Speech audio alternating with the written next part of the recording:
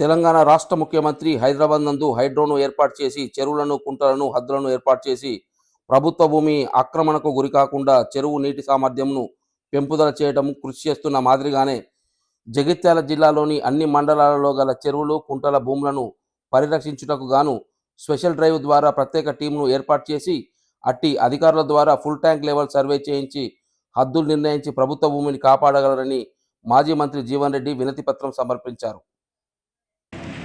రాష్ట్రంలో పట్టణాలకు పరిసరాలలో ఉండేటటువంటి చెరువులు, కుంటలు అన్నీ కూడా ఎదుగుతున్నదో ఆక్రమణకు గురై వాటిని మట్టితో నింపి నిర్మాణాలు చేపట్టబడటంతో ఒకవైపు ఏదైతుందో చెరువులు, కుంటలలో నీటి సామర్థ్యం తగ్గిపోయి భూగర్భ జల మట్టం తగ్గిపోవడంతో రైతాంగం ఇబ్బందులు ఎదుర్కొంటూ పాటుగా మత్స్య పరిశ్రమపై ఆధారపడి ఉన్నటువంటి అంటే చేపల వృత్తిపై ఆధారపడి ఉన్నటువంటి గంగపుత్రులే కానీ మిత్రాంజలి కానీ ఎవరే కానీ చెప్పండి, వారి వృత్తి కూడా విఘాతం కలుగుతుందని చెప్పని చెప్పక తప్పదు.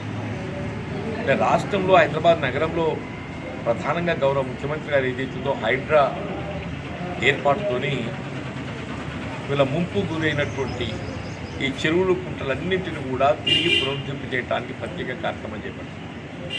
అట్లాగే వీళ్ళ రాష్ట్రంలోని ఇతర ప్రాంతాలలో ఉండేటువంటి ఒక పట్టణాల వేవే కానీ ఆ పరిసరాలలో ఉండేటువంటి చెరువులు, కుంటలు ఉదాహరణకు ఇవాళ జగిత్యాల జిల్లా కేంద్రం జగిత్యాల పట్టణానికి పరిసరాలలో ఇలా మోతే చెరువు ఉంది, మనకు తిమ్మాపూర్ రఘురామల కోట చెరువు ఉన్నది, కొప్పారం చెరువు ఉన్నది, అట్లాగే ఇదే గోవిందపల్లి ఏదైతే తుమ్మలకు ఉంటున్నది, కండ్లపల్లి చెరువు ఉన్నది, చింతకుంట ఉన్నది.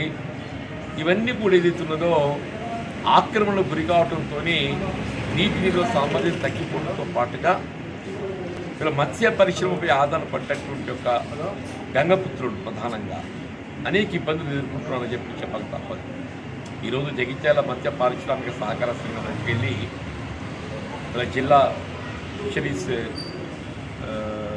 అధ్యక్షుడైనటువంటి రజనీకాంత్ మరియు అట్లాగే వారి సహచరులు అందరూ కూడా ప్రజావాణిలో గౌరవ జిల్లా కలెక్టర్ గారికి జగిత్యాల పట్టణ పరిసరాలలో వీళ్ళ ఆక్రమణ గురవుతున్న చెరువులు, కుంటలన్నీ కూడా FTL నిర్ధారణ చేసి అంటే ఫుల్ ట్యాంక్ లెవెల్ నిర్ధారణ చేసి బౌండరీస్ హద్దులు ఏర్పాటు చేసినట్టయితే ఈలోపు ఎవరు కూడా దాన్ని ఆక్రమించకుండా చర్యలు చేపట్టడానికి అవకాశం ఉంది.